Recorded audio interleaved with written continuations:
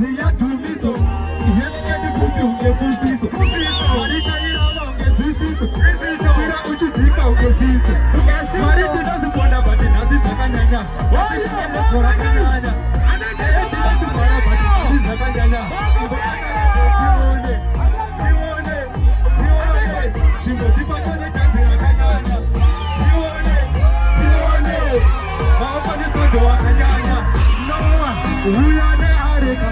Adoruriku na ya chaparara Mafandi, onifarira Kujenganga inobata mai Madanzi, wachidonga Kitabuge bako tamai Mabenda aitenge sasa judasi Wachida, kuru wazo swali Mariti nusi yona mariti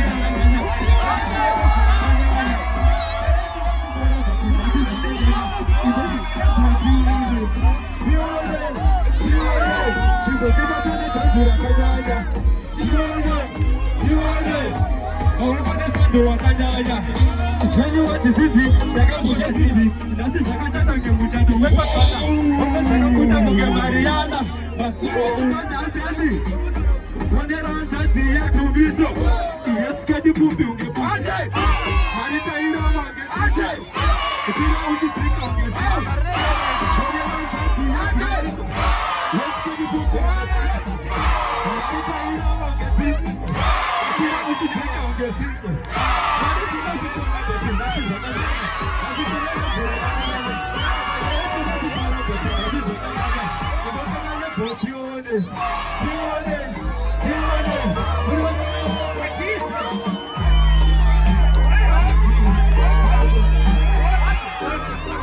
It's